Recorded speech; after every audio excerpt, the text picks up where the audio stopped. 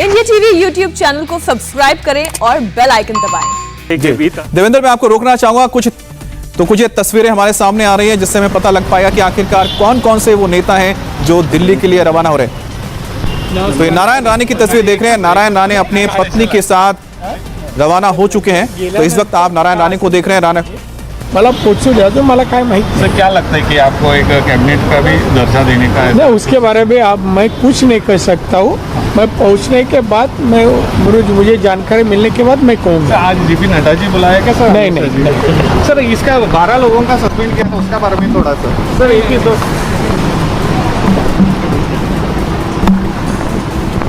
तो नारायण राणे ने सीधा जवाब तो नहीं दिया, लेकिन आपको बता दें कि नारायण राणे इस वक्त आप देख रहे हैं कि गोवा एयरपोर्ट से दिल्ली के लिए रवाना हो रहे हैं, क्योंकि वो जिस इलाके से आते हैं यानी कि कोंकण से आते हैं, रत्नागिरी बिल्कुल पास में इलाका है, और वहीं से वो सीधा गोवा आते हैं क्योंकि पास में एयरपोर्ट पड़ता है। तो गोवा से वो दिल्ली के लिए रवाना हुए। जब उनसे पूछा गया कि क्या उनको जगह दी जा सकती है केंद्रीय मंत्रिमंडल में, तो उन्होंने खुलकर इसका जवाब नहीं दिया है। लेकिन जो संभावित नाम हम बता रहे हैं उनका दिल्ली आना जरूर शुरू हो गया है।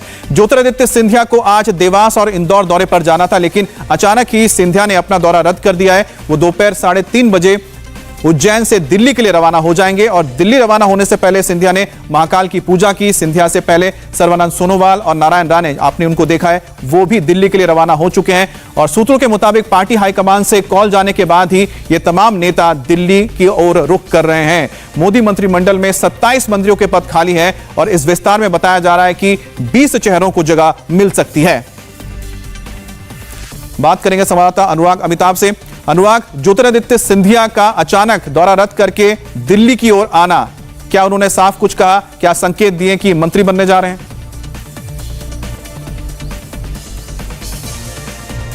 देखिए, संकेत साफ है। जिस तरीके से 4 दिन का ज्योतिरादित्य सिंधिया का दौरा था, ये 4 तारीख से शुरू हुआ था दौरा, और ये कल सुबह 9:30 बजे उन्हें इंदौर से दिल्ली जाना था, लेकिन एकदम से आज सुबह 10 बजे वो उज्जैन पहुंचते हैं। उज्जैन में महाकाल के दर्शन करते हैं। महाकाल के दर्शन के बाद पत्रकारों से बातचीत में वो कहते हैं कि मैंने प्रार्थना की है, भोग लगाया है ताकि मुझे आशीर्वाद मिले और विजयश्री मिले।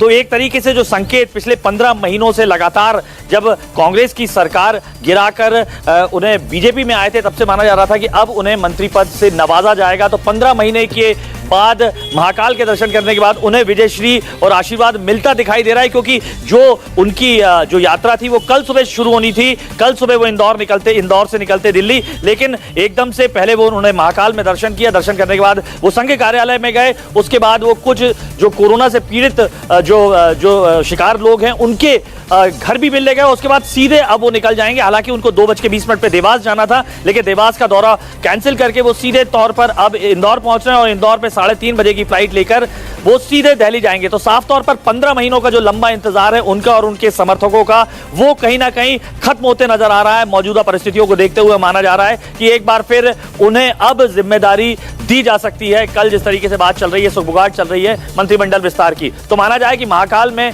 जो उन्होंने आशीर्वाद और विजयश्री की जो कामना की थी, कहीं ना कहीं महाकाल प्रसन्न होते दिखाई दे रहे हैं। जिस तरीके से उनका दौरा उन्हें बीच में छोड़कर अब दिल्ली जाना पड़ रहा है। जी